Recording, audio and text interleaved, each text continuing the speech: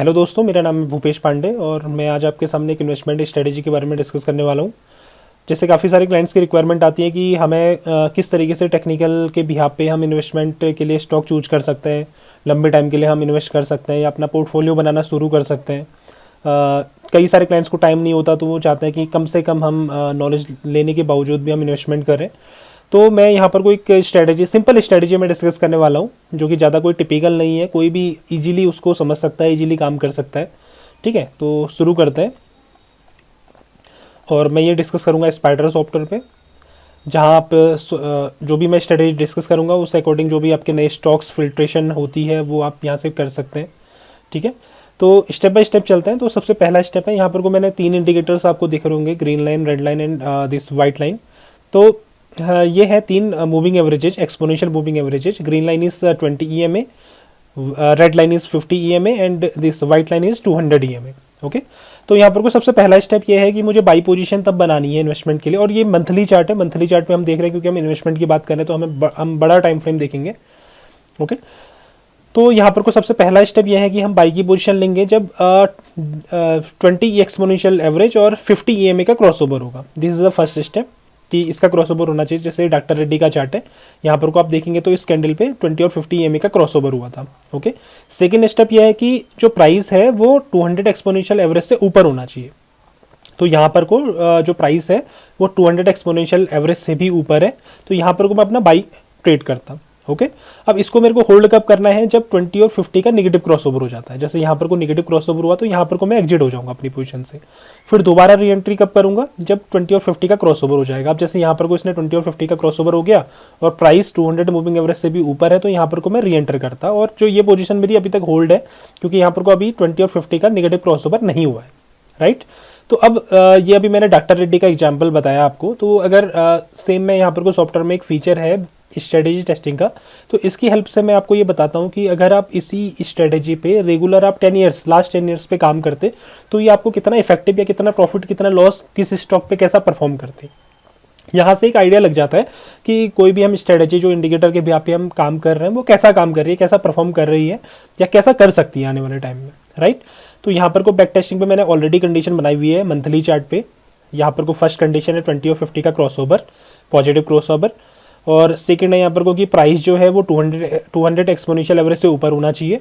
नीचे मैंने C0 and C1 कर दिया है। C0 मतलब कंडीशन 0 एंड कंडीशन 1। राइट, और लॉन्ग एग्जिट, इसको एग्जिट कब करना है, जब 20 और 50 का नेगेटिव क्रॉसओवर हो जाता है।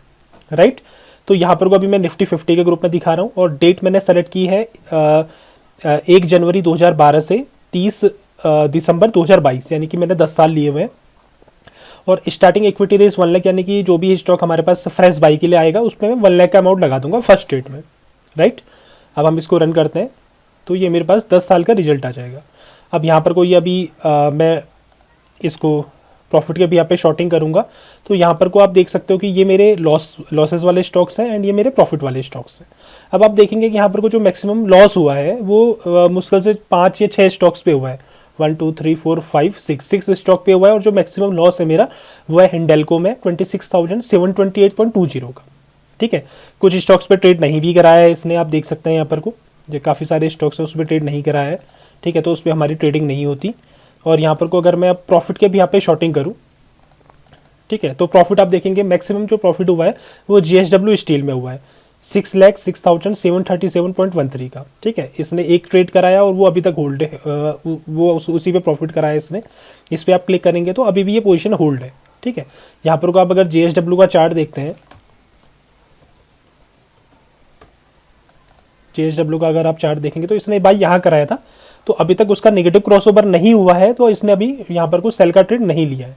ठीक है, हाँ ये हो सकता है कि हम बीच में कहीं ट्रेड ले सकते हैं अगर हम रेगुलर वॉच कर रहे हैं तो, अदरवाइज हम इसी तरीके से फॉलो करेंगे।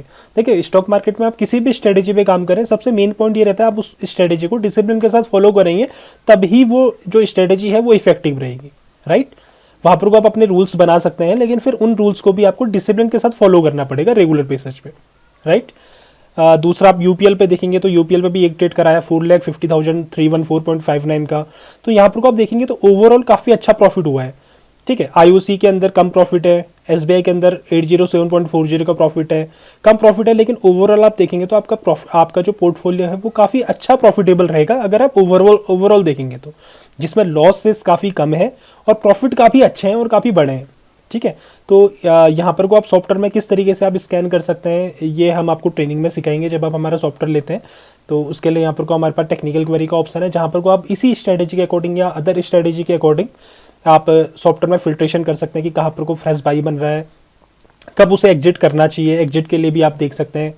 ठीक है। जैसे काफ़ी सारे जॉब वाले होते हैं जिनको टाइम नहीं रहता, या अपना बिजनेस वाले होते हैं टाइम नहीं होता उनको, तो इवनिंग में आप अगर 10 मिनट भी आप सॉफ्टवेयर को देंगे तो सॉफ्टवेयर आपको नए स्टॉक्स जो आप फ्रेश बाई के लिए हैं और जो आपने पुराना जो भी आपका पोर्टफोलियो है उसमें जब एग्जिट कर रहे हैं तो वो उसमें आपको सॉफ्टवेयर हेल्प करेगा। ठीक है। तो आज मैं यहीं पर को क्लोज करता हूँ। बहुत बहुत धन्यवाद आपका। Thank you.